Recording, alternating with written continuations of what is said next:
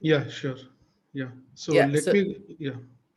So before that, I would like to thanks Balaji for joining and giving us valuable time, right, for on the day 2 of the Agile Coach Summit on this Saturday. So we heard about a lot of time the value, and Balaji is going to take us what exactly the value stream management is all about. So over to you, Balaji. You can give your introduction and then start. Your voice Yeah, is clear. gladly. Gladly. Okay, let me just go ahead and just share the screen. 1 minute. Oh my God.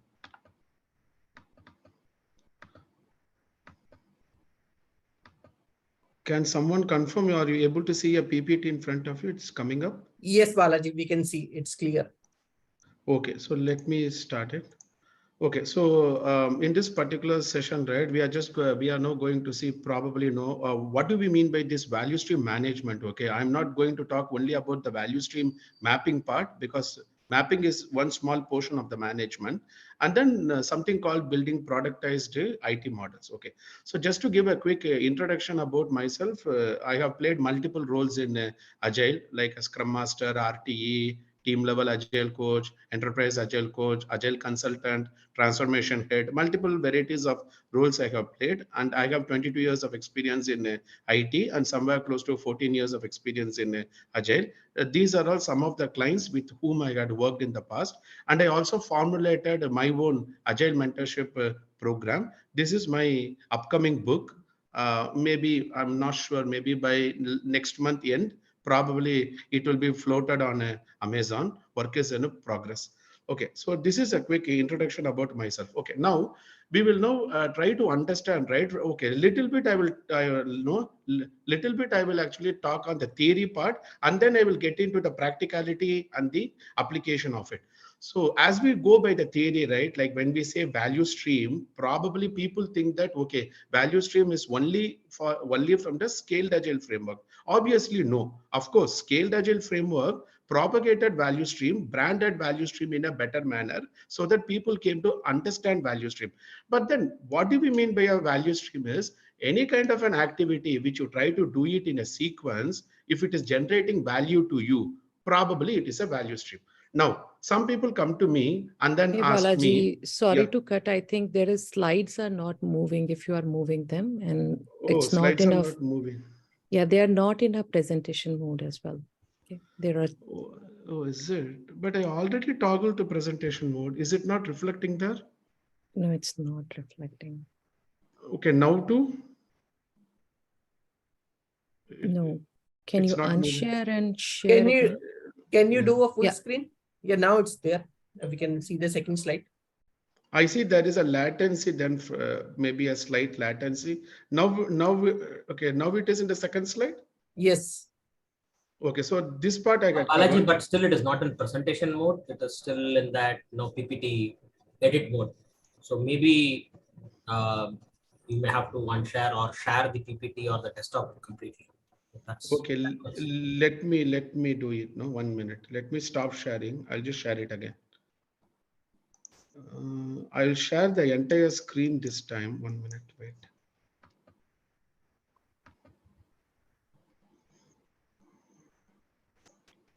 Now just tell me, are you able to see in a Yeah. full mode? Yeah, Balaji, it's full screen now. Okay, now let me just go to the third slide because I have already done with the second slide. So this is the theoretical concept of the value stream, right? Some kind of activities which when done in a sequence, it's going to add some value. Now, me as an enterprise agile coach, if someone comes to me and then asks me, what do you mean by a business value? I generally tell my teams, go and ask it to the business, because when you say business value, it is value as perceived, value as interpreted by the business. So the right person who is going to answer on the business value should be your business sponsor or the head of the product management group or someone who is going to own the product space of agility. Of course, an agile coach can facilitate the conversation, right? Okay, okay, that is the meaning of a business value, because business value could be anything, like it could be an improvement in the CSAT score, improvement in the NPS, improvement in the product brand index, whatever it could be. Now, in this value stream, we are going to see, okay, for example, you just take a simple example, right? We all have the Swiggy app. So we use that app to place an order, and then the food is getting delivered to the doorstep. Okay, is it not a value stream? Definitely it is a value stream for you as a customer, because at the end of the transaction you are actually getting what you wanted. But then this value stream is called as an operational value stream, also called as a customer value stream. But my operational value stream cannot exist in a silo world. I need some systems at the back end to connect it, right? That is called a development value stream, also called as a product value stream. Now, with this little bit of understanding, if we get into the theoretical definitions, right? These are all some of the definitions.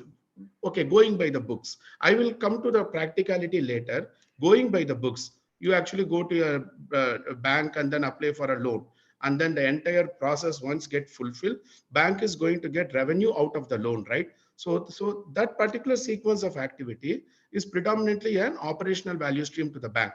Similarly, you go and place an order for a car, and once you get the car, that car manufacturing company is going to generate a revenue out of it. So these are all some of the examples. But then if you wanted to ask my own practical experience, why don't you take your own day, right? Everyone has a 24 hours. If you take your own day and then try to understand, okay, what is the value that I had created for myself in this particular 24 hours, I think people can resonate well with the concept of a value stream. In this particular 24 hours, not all the hours what I spend is actually adding value to me. Of course, the definition of value comes with an element of subjectivity, which I never deny. But then the point is, out of 24 hours, how much percentage of the time contributed to those activities which is adding value to me? So once you understand, no, your own day, right, no, from morning to night, what are all the activities you are doing and what could be the potential value that you get at the end of the day, I think you can resonate with what do you mean by a value stream. Okay, can now someone tell me, am I on the right screen? The title named outputs tagged to outcomes. Yeah, Balaji, that's the Okay, correct one. okay, good. Okay, now for me to understand value stream and to take it to the next level, me as an enterprise agile coach, what I generally do is I generally have some calls with my stakeholder group, trying to understand, okay, what are all the agile values or the goals that you want. For example, some people do agile for the sake of predictability, some people do it for the sake of improvement in the productivity, some people do it for the aim of reducing the cycle time and the lead time, because the moment I compress the cycle time and the lead time, the throughput increases, and then the go to market strategy for my client can be positioned in a better manner.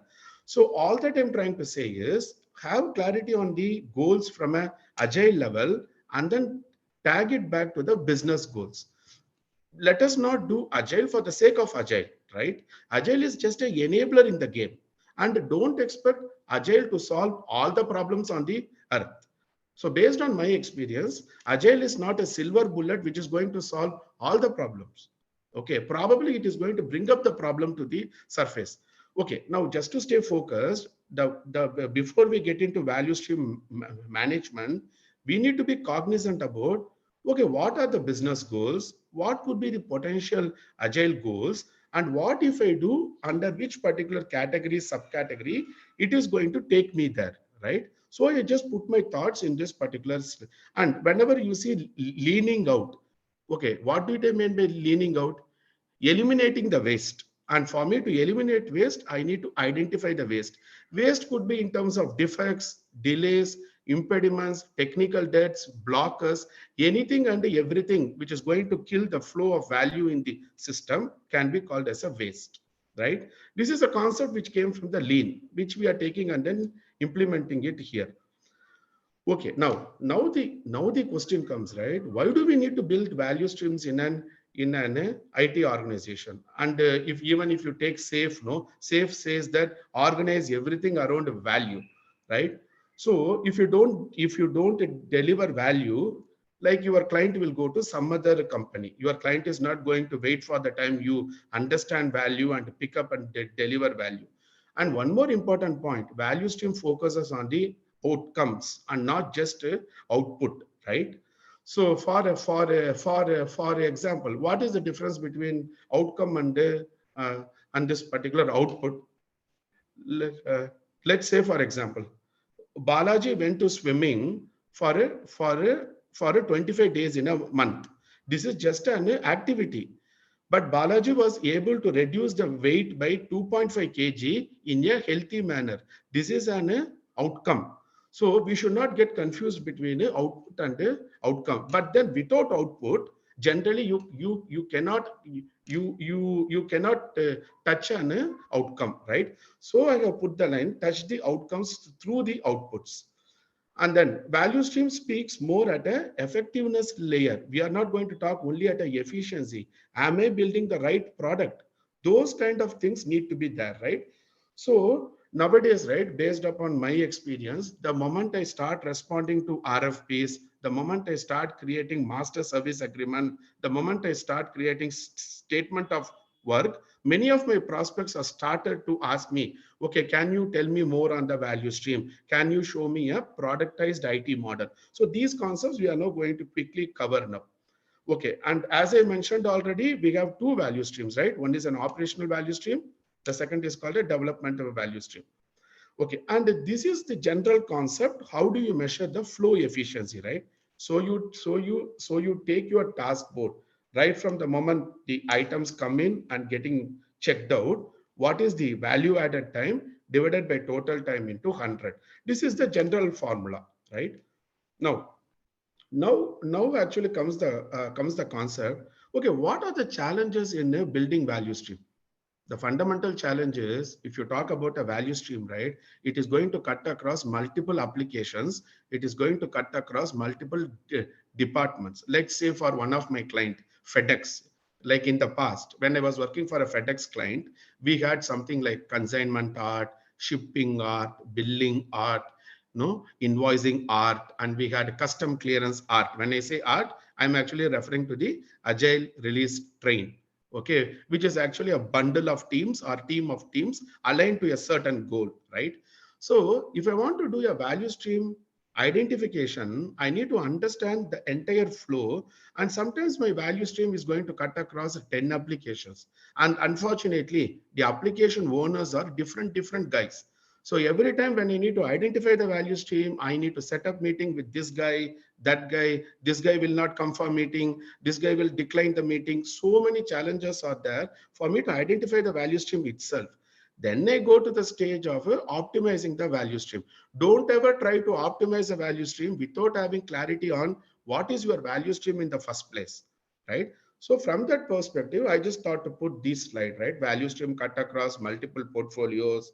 Your RFP should also start at least talking about value streams and something like a dynamic budgeting model if the RFP is on building productized IT model. Okay. So what are the current challenges, right? The current challenges, for example, companies are not having productized IT and people have that project mindset. So in the forthcoming slides, I'm going to cover what do you mean by a project mindset versus a product mindset. But just to hold on to your thoughts for now. For example, you have your development team, you have your QA team, and you have your release management team operating in a silo mode. And if they are operating in silo mode, it is very difficult to do. Okay, let me tell a practical example. With one of my client, if I wanted my testing team to come and attend the daily stand-up meeting, then that manager is saying that you need to first of all build those guys into your project, and unless and until you create something in the system allocation or whatever it is, we cannot send the people to attend the call. So if there are so much systemic issues and we start thinking about end-to-end transformation, it's not going to work out, right? So from that point of view, one is on the technical organization have silos. Second is on with your legacy applications, it is very difficult to do a productized IT model. Then probably you are not having a productized IT, those things. Okay, so we can come back on some challenges. Okay, these are all the simple common problems. Okay, means what? IT team is actually disconnected from the business and the vision. Leadership is tracking the timesheet, but not the output or outcome. Okay, whatever it is. Then project funding is fundamentally broken. Let me actually tell an example. I was actually talking to one of the senior guy in PayPal long back. That particular manager was actually saying me, before we did the transformation, when we were having the project mindset, once the project gets completed, no, this particular team is getting dismantled. And later, whenever there is a change request or whenever there is a maintenance activity, something like a hypercare or something like a parallel run, it is a very humongous task for us to go and catch out of the guy to come back and then fix it. And see, fundamentally, no, we are all saying, right, forming, storming, norming, performing. What really happens in a project mindset? Okay, we all know by the time the team gel, by the time the team picks up the rhythm to deliver sustained value, believe me, the project is getting completed. Then once again, some new project comes and a new team comes. I think this is the difference between bringing the work to the team or you take the team and go to the work, right? There is a no, there is a fundamental shift, right? And sometimes business feels that these guys working in the IT department is solving their own problems. They are not really concerned about my own KRAs, my own KPIs. So what is that I'm trying to say is, unless and until you have a some kind of a common OKR, like at a vision level, it is very difficult to bring the business and the IT people together, right? So these are all the common problems. Now, this is an important slide, right? What is the difference between project mindset and product mindset? No, the project management and product management. Okay, can you take a quick check? We are actually good till now. Can Yeah, someone? We are good with the time, right? Okay, good. Okay, now, okay, what is the difference between a project management and a product management? See, fundamentally, if I go by the PMI definition of a project is a time-bound. Okay, project is a short-term endeavor having a specific goal, having a specific start date and a end date. And once that particular end date comes and the goal is achieved, project gets completed.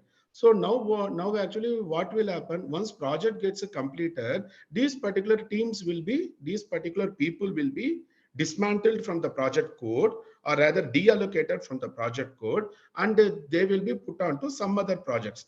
Now once again, that guy need to gel with the new team, create a bond. You do forming, storming, norming, performing. If you are keep on doing forming, storming, norming, performing, when are you really going to perform? Because time axis never waits for anyone, right? Okay, now the point is, from my experience also, project managers, like, no, I have never seen project managers talking about client centric business outcomes. Project managers are talking about creativity, prototyping and all. Always generally I have seen project managers are talking about, hey, can I complete this project within September? Okay, what will happen if the budget overrun happens? Whether my quarterly bonus will take a cut? Okay, I'm not actually blaming the project manager, because the point is that I also come from a typical background of project management.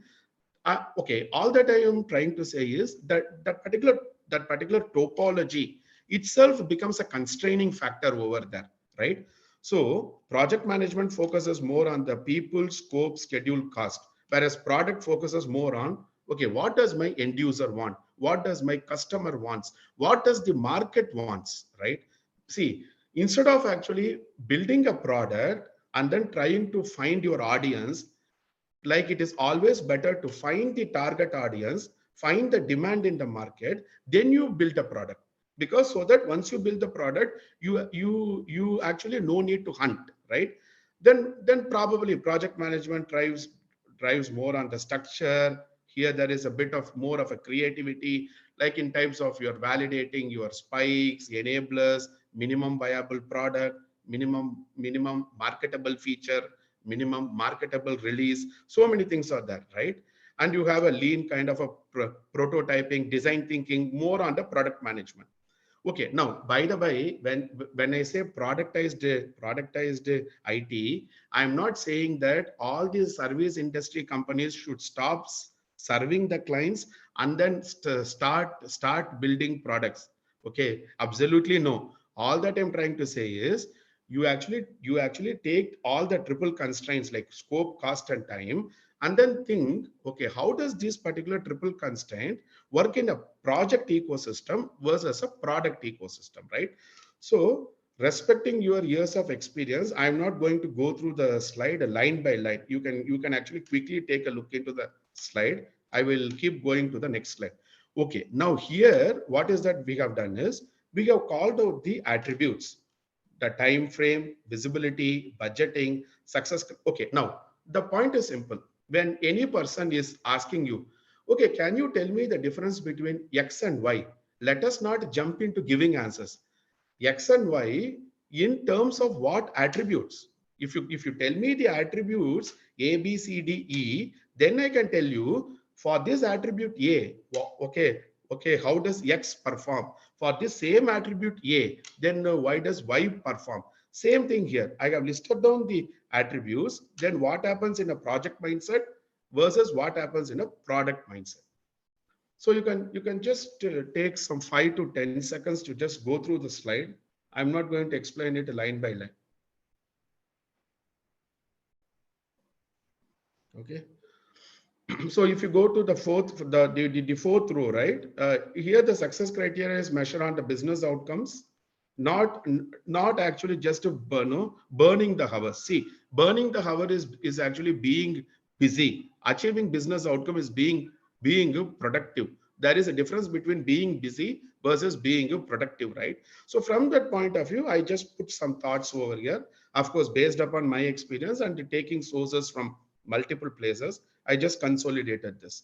And if you go to the next slide, that like whatever I have covered on that previous slide, right? So if you see here, project managers generally focus on completion of the task, whereas product managers are accountable for achieving the OKR, right? Because product manager is more of a strategic role. Product owner is actually more of a tactical role, right? From that point of view, product owner is more of a tactical role. Product manager is more of a strategic role. Coming back to project manager is a guy who focuses on triple constraints of the project. So somewhere you could see, yes, there is a difference between the both, right? Okay, so these are all some of the setbacks on the road, which I already covered. Okay, I'll just keep moving. Okay, now actually let's say, what are all the things which we need to keep in mind? Okay, now it is understood that there is something, a difference between project and product mindset. Now, generally, what are all the things which I need to keep in mind to extract maximum business benefit, right? One is the prioritization, knowing where to start. Second, modernizing the core, right? For example, if I have my legacy system, if I have my monolithic architecture, then probably can I make, see, if you take the journey of architecture, it all started with a monolithic architecture.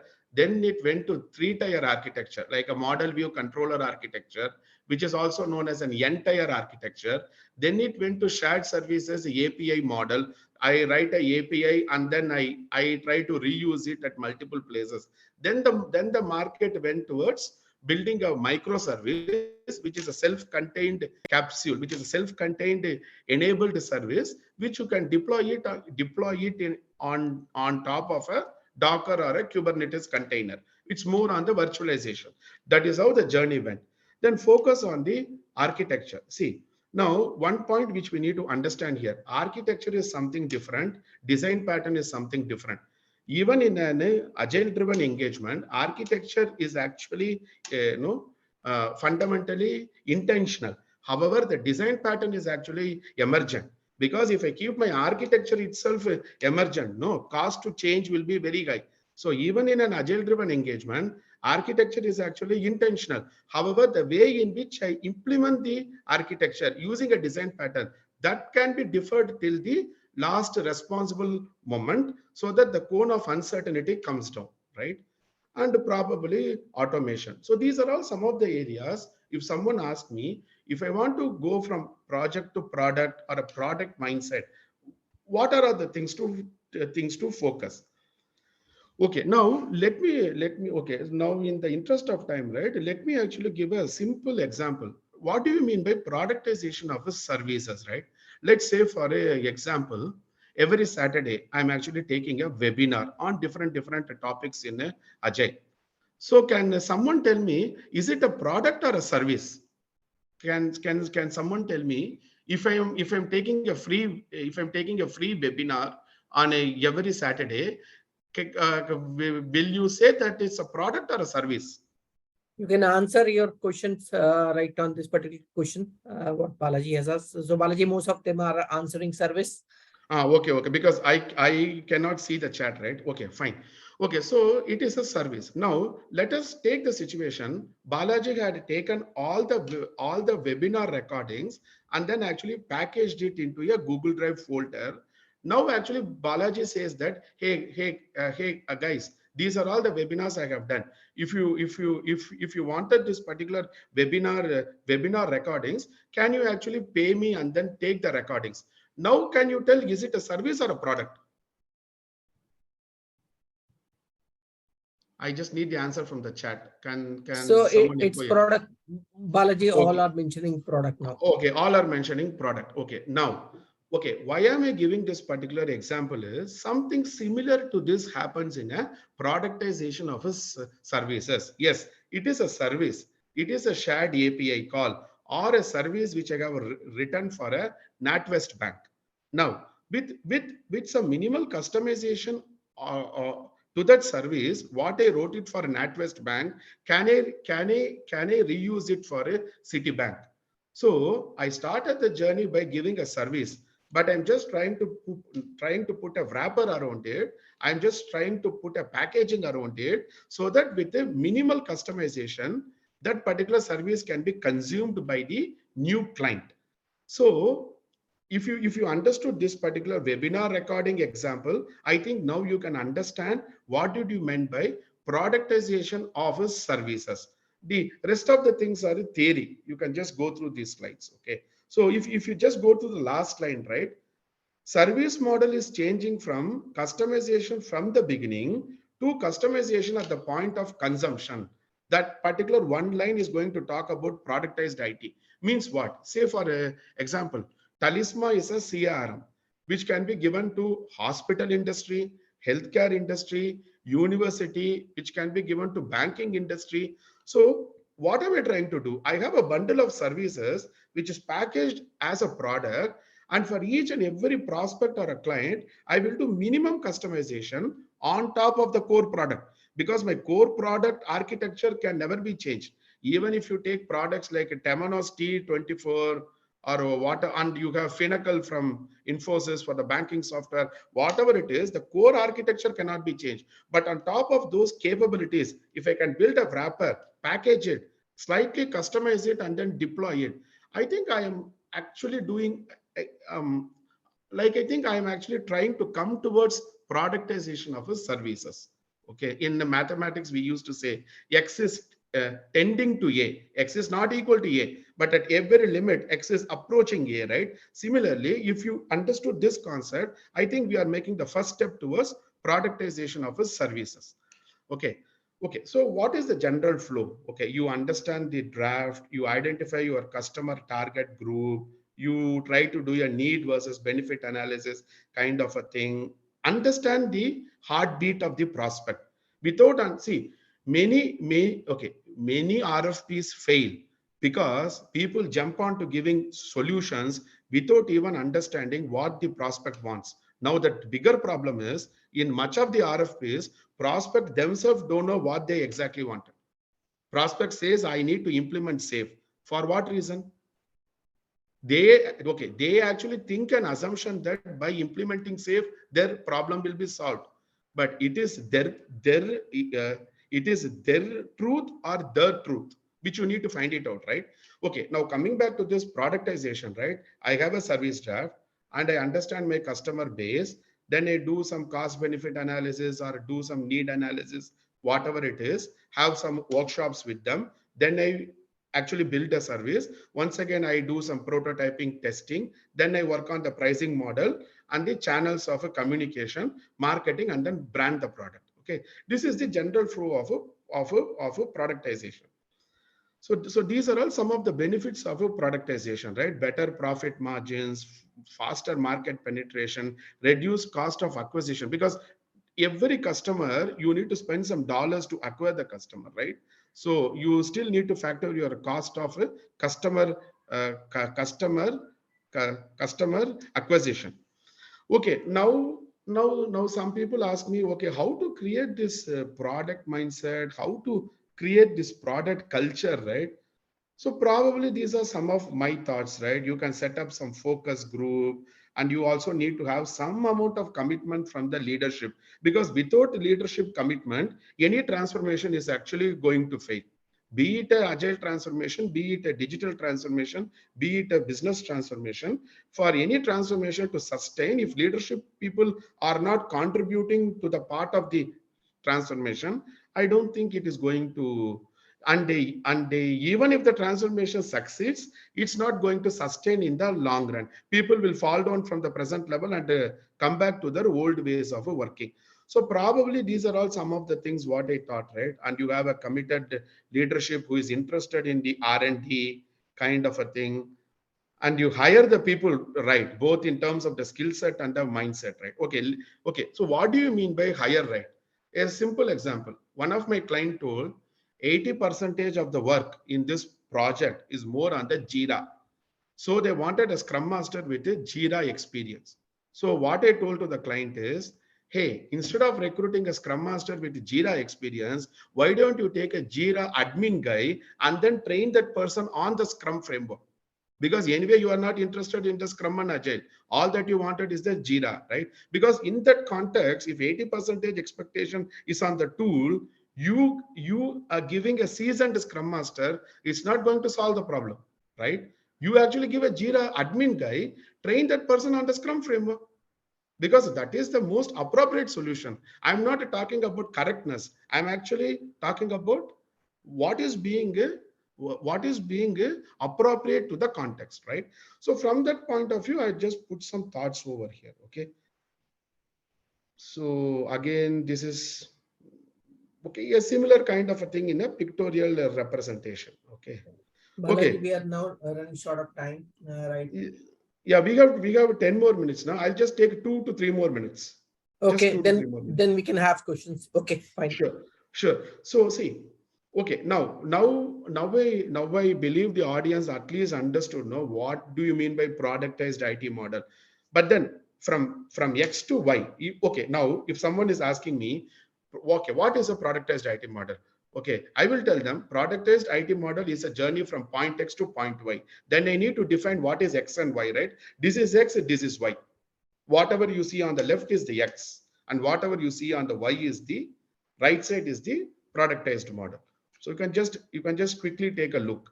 And these are all some of the samples, right? When we really do a transformation to build a productized roadmap, probably I start with a definition, I do some program setup, then I do some boot camps, and then I build my model train.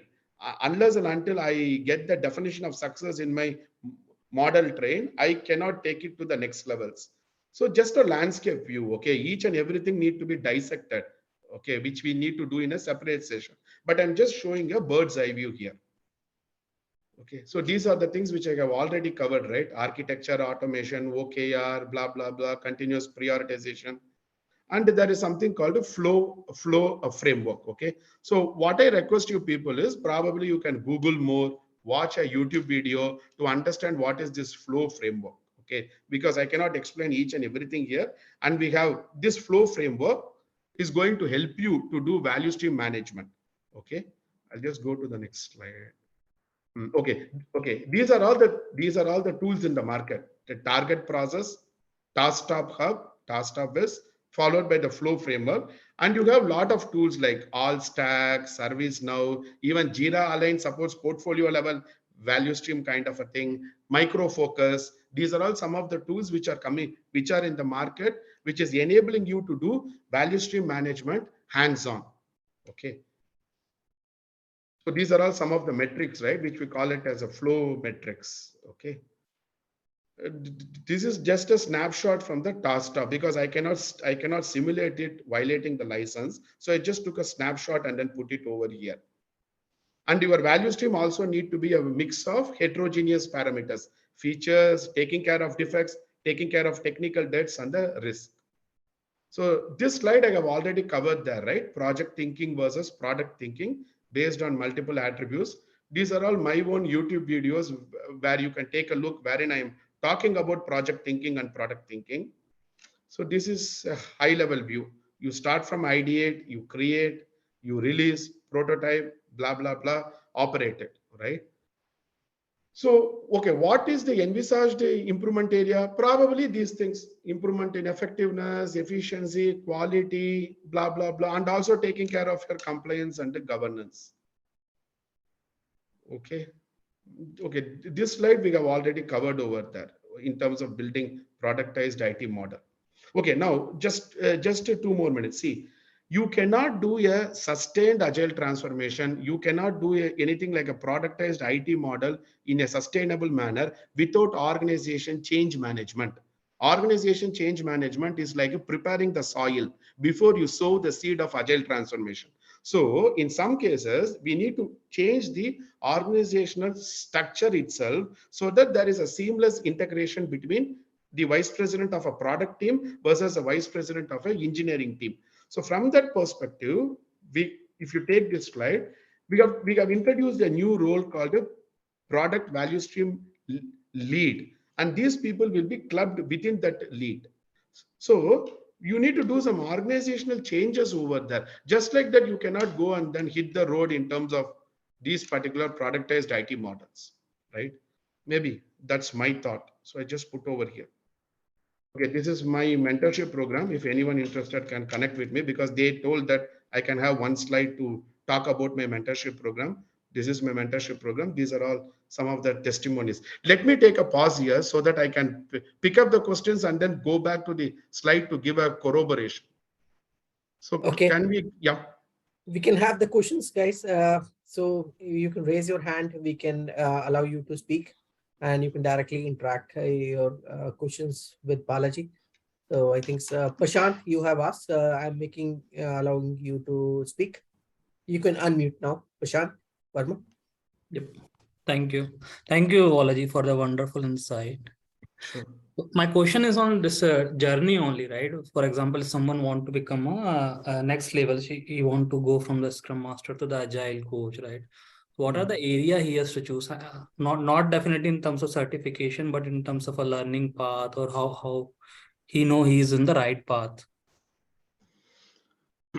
See, generally, the natural progression from a Scrum Master could be the Agile Coach. For that, one of the best thing is that you can start having interactions or conversations or start seeing what does your Agile Coach is actually doing, right? Which is point number one. The second point is Agile Coach is actually someone who is not just coaching the teams. He or she may need to coach the product manager, to coach the product management group, coach the Scrum Masters, coach the RTAs. So probably you can refer to something called as an Agile coaching competency framework, which is going to tell about, at least on a high level, what are all the different aspects or dimensions which you need to know to actually become an Agile coach, like in terms of facilitation, teaching, mentoring, probably lean agile practices, then focusing more on little bit on organization change management, everything you may need to know, right? If you wanted to become a very successful Agile coach, right? That's my view to it. This helps. Thank you so much. Thanks. Okay, what is the next question, thanks, please? Thanks, Balaji. For next, anyone want to raise? Okay, there's one question on the chat. Let me go through that. Sure. So the question here is, just give me a second. Okay. Yeah. So what does a project manager have to do in case the management is unsure of what needs to be done, but needs 100% efficiency with planned releases? Balaji, if you can answer that, that's from Ankur. Yes, but then no, we actually need to be clear on what is the vision of the organization, right? What is the quarterly priorities, right? Unless and until if I don't have clarity on the quarterly priorities and the visions, then the vision, how I can create a plan just like that and then give it to them, right? If I need to make a journey, first of all, the goal need to be very clear. Where do I need to go? If I don't even know where do I need to go, no kind of a vehicle is going to take you there, right? Because you first of all don't know where you want to go. I hope, Ankur, that has answered your question. Right. Thanks, Balaji. And that next one, from Lakshmi. So please share your example of creating a development value stream and down below art for taking one of the operational value stream you have shown, maybe a loan process. See, loan process, okay, I have taken that particular loan process because generally all these scaled agile certifications generally go with the loan process. Okay, from that example, I have taken the loan particular example. Now you think practically, right? See, the problem happens is generally we are not working directly at the operational value stream, because in the real time industry, you are actually always -2 levels or -3 levels below the operational value stream, unless and until you are working for a product company. Because what happens in a service industry is you are actually building an application which is not directly used by your end users. This application will start sending feeds to some other application. That application will process the input, then start sending feeds to some other application. So first of all, you need to be cognizant about how many levels I am far away from the end user. If you are very clear on that particular gap, then I can tell that, okay, what is your operational value stream? Define your operational value stream. Don't start with your development value stream. You need to have clarity on your operational value stream. Now, to build this operational value stream, what could be the potential building block components? Then you go to your development value stream, right? And then you need to connect the dots. Thanks, Balaji. That was the last question for today. Before winding up, so thank you, Balaji, for the valuable session on this value stream management. It was really a true valuable session, I would say. And everyone enjoyed listening to your experience. And I have given my contact credentials in the chat. Anyone wanted to connect with me on the social media platforms, they can connect through these particular things. And I have my own like kind of a knowledge sharing agile WhatsApp group. If any of you wanted to be part of my WhatsApp group, I will be privileged to have you people there. Thank you. Yeah. Thanks, Balaji. Before that, there is a small token of appreciation from SS Agile Group. Let me share my screen. So this is for you. If you're able to see my screen. Yeah. Yes. Okay. I'm also waiting for the certificate to see. So Thank you. Sharad and Satish will be mailing you. You will get that.